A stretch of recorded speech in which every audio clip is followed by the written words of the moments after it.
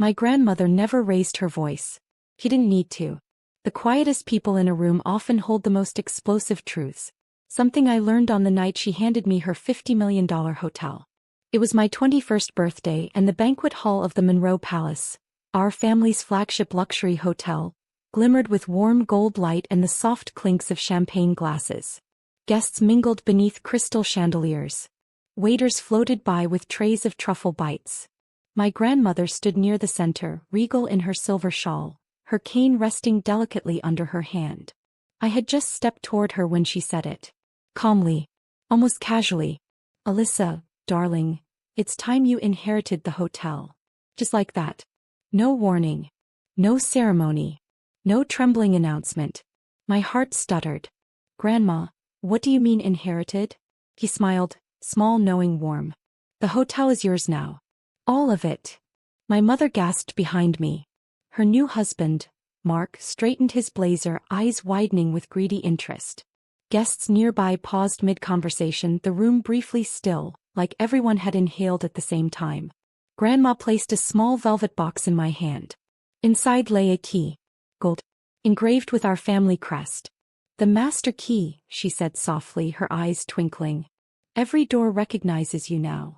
My name is Alyssa Monroe, I'm 28 years old, and the night my grandmother gave me her $50 million hotel was the same night my mother's new husband tried to seize everything. And Grandma revealed a truth that shook our family apart. If this resonates with you, share your thoughts. It means more than you know." My mother stepped forward, her voice caught between pride and panic. "Mom, isn't this too sudden? Alyssa doesn't know how to run something this big." Grandma lifted one eyebrow. "She has watched me run it her whole life." Mark laughed under his breath, adjusting his cufflinks. "With all due respect," he said, "managing a hotel empire requires stronger leadership. Maybe we should manage it together." "We?" Grandma repeated, her tone flat. Mark nodded confidently. "Yes. As a family. It's more practical if we guide Alyssa." My grandmother's expression chilled with a speed that could freeze storms. "You are not family," she said. A few guests turned their heads. My mother stiffened and Mark swallowed, but he pushed on. "Look, I'm just offering structure. Alyssa is young. She needs guidance." "Guidance," Grandma echoed, "not control." But the word control lingered in the air, enough for my mother to latch onto. She stepped toward me, hands gently gripping my arms as if posing affection. "Honey, listen. Managing something this large is complicated. We should all take part in decisions. Share responsibilities. Make this a team effort." I could hear Mark's voice layered beneath hers, sharp, calculating, eager. Then my mother said the sentence that betrayed them both. "Give us access to the accounts just until you settle in." Grandma's gaze sharpened instantly. "You will do no such thing." Mark's smile faltered. My mother tried again, softer this time. "Alyssa, sweetheart, your stepfather knows business. Let us help manage." "No," I said before she could finish. "I'm the owner now." Mark blinked, unprepared for the firmness in my voice. My mother's face flushed with embarrassment and something else. Something like fear. She stepped back, crossing her arms. "Fine," she said coldly. "But if you're the owner, then pack your bags tonight and leave my house. You want to be independent? Be independent." The room went quiet. Then quieter. A waiter froze mid-step. A couple near the balcony turned to stare. Grandma's grip on her cane tightened. All I could hear was the soft hum of the grand piano playing in the background. A song that suddenly felt too elegant for the moment unfolding. Grandma took a slow step forward. "My daughter," she said softly, "be careful." Mom scoffed. "Oh please. He's an adult. If she wants to run a hotel empire, she shouldn't be living with us." Her new husband added, "It's the right choice. Independence builds character." Not once did they ask where I would go. Not once did they ask if I needed help. Not once did they hesitate to push me out on the same night I was handed a multi-million-dollar empire. A memory flashed through my mind. Me, 18, crying quietly on the kitchen floor. Mom telling me, "Don't make your problems my problems." While Grandma wrapped me in her shawl and whispered, "I will always see you. Even when she doesn't." Grandma inhaled deeply. Then she laughed. A small, elegant, almost amused laugh. Guests began whispering. My mother flinched. "Why are you laughing?" she demanded. Grandma tapped her cane lightly on the marble floor. "Because," she said, "I knew this would happen." My mother's eyes narrowed. Knew what would happen? That the moment Alyssa received her inheritance, Grandma said, you and your husband would try to take it. Mark stiffened. "That's not true." "Yes," Grandma cut in, "it is. You have been circling this hotel like vultures since the day you married my daughter." My mother bristled. "Mom, that is cruel." "No," Grandma replied calmly. "Cruelty is throwing your own child out of your house on her birthday." My throat tightened at her words. Grandma tapped her cane once more. "Alyssa," she said slowly, "I didn't tell you everything tonight." I blinked. "What do you mean?" He smiled, small, knowing, dangerous. "There is another surprise." The room shifted almost physically. Shoulders stiffening, breaths catching, whispers fluttering like restless wings. My mother's face went pale. "What surprise?" Even Mark stepped back a little. Grandma lifted her chin. "Before I retired as CEO, I made a few legal adjustments. Ones your mother and her husband will not enjoy." My heart pounded. "What kind of adjustments?" She looked at me with a softness that felt like protection. "You'll hear them soon," she said. "But first." He turned to my mother. "I need to speak with my daughter privately." Mom's expression faltered. "I have nothing to say to you," she muttered. Grandma stepped closer, her voice low but unwavering. "That," she said, "has always been the problem." The pianist slowed his playing, sensing the room's mood. The lights above dimmed ever so slightly as the staff read the tension. Guests pretended not to stare. But every eye followed my grandmother as she walked toward the side corridor. She beckoned me to follow. I hesitated only a moment before stepping behind her, the velvet box still warm in my hand. Behind me I heard my mother's voice crack. "She doesn't deserve any of this." And I heard my grandmother answer, without turning around, "She deserves more than you ever gave her." The corridor door closed softly behind us. And for the first time that night, I realized something was coming. Something bigger, deeper, and far more explosive than a $50 million hotel. The moment the corridor door closed behind us, the noise of the banquet hall dulled to a muffled hum, soft music, clinking glasses, the restless murmur of guests who sensed they were watching a family fracture in real time. Grandma walked ahead with slow, deliberate steps, her silver shawl trailing like a thin whisper of light. She stopped beneath a wall sconce shaped like a torch and leaned lightly on her cane. "Alyssa," she said softly, "I never doubted this night would reveal the truth." I clutched the velvet box in my hands, the weight of the master key somehow heavier now, like it understood the responsibility settling into my bones. "What truth?" I asked quietly. She turned to me, eyes warm but tired. "That your mother's husband does not love this family. He loves what this family owns." A chill ran down my spine. "And your mother? She doesn't understand the difference." I swallowed. "Why didn't you tell me earlier?"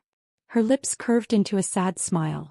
"Because, my darling, you needed to stand in this moment with your own legs, not mine. I protected you for years. Tonight, I needed to see if you could protect yourself." I thought of my mother's voice. "Then pack your bags and leave this house." Delivered without hesitation. Without hesitation, on my birthday.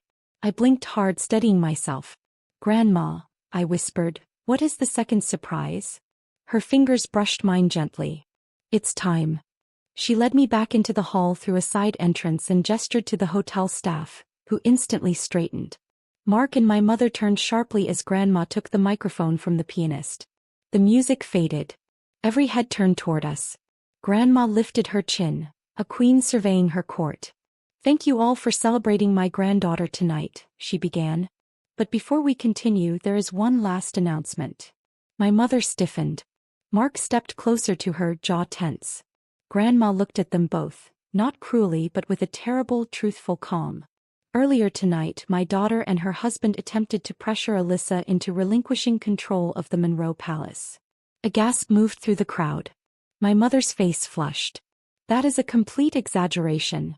Grandma raised one hand. I was standing 3 feet away. Mark swallowed visibly. Then Grandma continued. "But what they did not know is that I anticipated this. She looked at the lawyer who had been waiting by the bar, his briefcase already unlatched. He stepped forward and handed her a single sheet of paper. Grandma held it up. "This," she said, "is the legal document I signed last month. It states that anyone who attempts to manipulate, pressure, or coerce Alyssa into surrendering her inheritance will be permanently barred from any role, financial or otherwise, in the Monroe estate." My mother's mouth dropped open. "Mom, you wouldn't dare." "I would," Grandma said. "And I did." The lawyer added, "Evidence from tonight already qualifies." Mark stepped forward, voice raised. "You can't do this. I am her husband. I have rights." "No," Grandma cut in icily. "You have intentions. And none of them involve Alyssa's well-being." My heart hammered as realization spread like wildfire across the room. Behind me I heard whispers. "He tried to control the hotel? Imagine throwing your own daughter out. That girl is the real heir, look at her." For the first time in a long time I felt seen. Grandma tapped the microphone gently. "But that is not the final surprise." My mother's breath hitched. Grandma continued. "Last year I created a secondary trust, one specifically for Alyssa. This trust includes 40% of our international hotel holdings." Even Mark staggered at that. Mom clutched his arm, voice shaking. "You hid this from us?" Grandma's expression didn't waver. "You hid Alyssa's worth from me for 21 years. The hallway fell silent. My mother blinked rapidly, her voice brittle. "I wasn't hiding anything. I was protecting her." Grandma stepped closer, cane tapping softly against the marble floor. "Protecting her? By controlling her? By pushing her out on her birthday?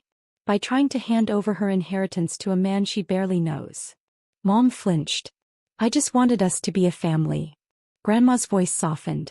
"Not forgiving. Not cruel. Just honest. And families show love. Not greed." My mother's eyes welled with tears. Mark tried to pull her aside, but Grandma pointed her cane at him. "You," she said sharply, "will leave." He blinked. "Excuse me. You are no longer welcome in this hotel or at our family's events. Security will escort you out." The room erupted in murmurs. Mark spun toward my mother. "You're going to let her do this to us? To me?" My mother stared at him long, too long, as realization dawned across her face like a terrible sunrise. He didn't love her. He loved what she owned. What I owned. She dropped her hand from his. "Go," she whispered. Mark's face collapsed in disbelief as security approached. He looked around desperately as if someone might defend him. No one did. As they escorted him out, Grandma turned to my mother. "You may stay," she said softly. "But you and Alyssa have work to do." My mother wiped her cheeks with trembling fingers. "Alyssa, I'm so sorry. But I thought he would make us stronger. I didn't know he was using me." I swallowed, voice tight. "You didn't want to know." Her knees buckled slightly. "But, can I try to fix this? Can I try to fix us?" I didn't answer quickly. I let the silence breathe. Let honesty settle in its place. Finally I nodded. "We can try," I said. "But no more choosing men over me. No more speaking for me. No more deciding who I'm allowed to be." My mother nodded rapidly, tears streaking down her cheeks. Yes. Anything." Grandma stepped closer and slipped her arm into mine. "You handled yourself beautifully," she whispered. "I felt like I was falling apart," I whispered back.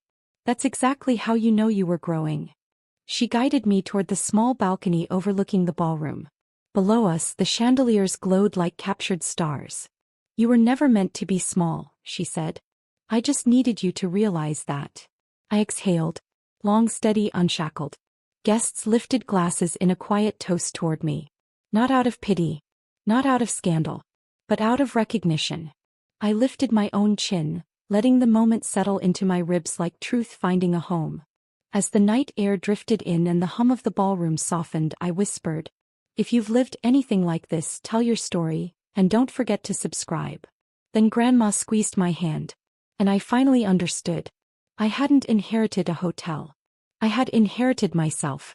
Sometimes power arrives gently.